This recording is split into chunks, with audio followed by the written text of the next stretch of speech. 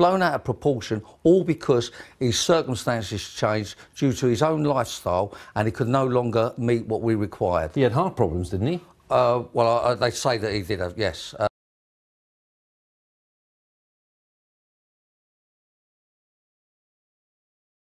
To say that with me in the studio is the founder of Pimlico Plumbers, Charlie Mullins. Charlie, good to have you with us again. Yes, good to be here. Thank you very much. What's at stake today in this case? Well, I think it's going to be groundbreaking news if we manage to overturn the decision. We wouldn't actually be at the Supreme Court today, but 6 years ago, when the case went to court, the judge misinterpreted that he was self-employed, misinterpreted that he employed his wife, he had an office in his house, he was VAT registered. He supplied materials, made markup on them, claimed all that back and was earning over £100,000 per year. It was misinterpreted 6 years ago, and that was quite clearly brought up today in the Supreme Court. Why is it taking so long for you to get to this stage? Well, it's taken so long because they keep trying to make out he's a worker. When it first went to court, he tried to make out he was an employee. He was quite clearly a subcontractor, quite clearly self-employed. He knows it, I know it, but unfortunately it's been a lot of misleading going out there, and it's so important now. There's over 2 million people in the country working on the same system as Pimlico Plumbers. He was given a choice and he chose to be self-employed, and he done, I'm going to actually say, he exploited every angle possible to claim taxes and different things for being self-employed. So in other words, your point is that there was no question about his status in terms of being self-employed and the kind of tax things that we're talking about.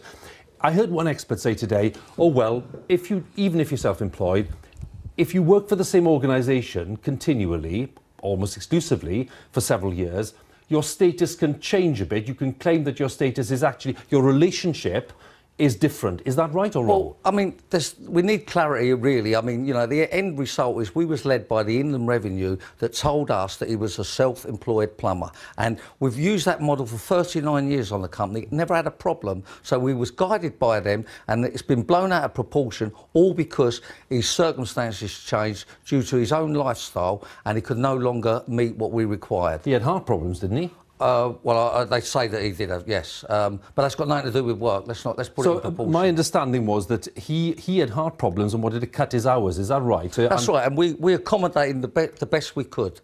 You know, believe me, we accommodated. We didn't dismiss him. The end result was he just wasn't doing what was required in the end. And some of the jobs he was doing are longer than, you know, 1 day, 2 day, like putting new boilers in. But I'm saying to you now, he took every advantage of being self-employed that he could. When it never suited him, he wanted to be an employee. That was dismissed in the court 6 years ago, and they come up with this word worker. It was misinterpreted by the judge then. A legal team made it very clear today. Miss Condorea was there today pointing out how it had been misinterpreted. We need to get it right now. We need to get clarity. There's 2 million people out there using the same system that we're using. Final point, Charlie, just, you know, we'll see what happens in this appeal, obviously, but you've mentioned the 2 million people. What are the implications of this if you lose? Well, for us, it makes hardly any difference for us to lose. We've got to give them a few weeks' holiday pay, and I believe that's it. You know, there's no big deal to it. It's not about the money. The wider economy? Well, for everybody. I mean, there's, you know, these 2 million workers are no longer going to be able to be self-employed. They're going to be classed as workers. But if this guy was a worker or an employee, I wouldn't have been paying him 100,000. I'd have been paying him half of that amount. I would have actually saved 30-odd thousand pounds.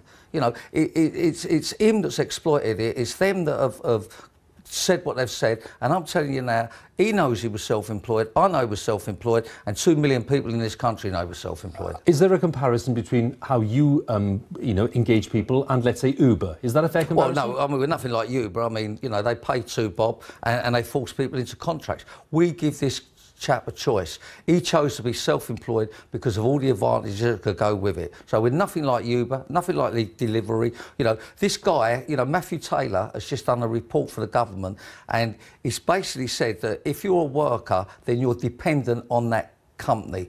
This guy is not dependent, he was independent. He could go anywhere and use his skills and earn £100,000. He did not depend on us, which makes him a self-employed or independent contractor. We shall see how it ends up, Charlie, but it's good to talk to you. Thank you very much. Oh, I say, I think we're mucking up their game, sir. Serves them right. They should be playing something decent like cricket. All right, sir.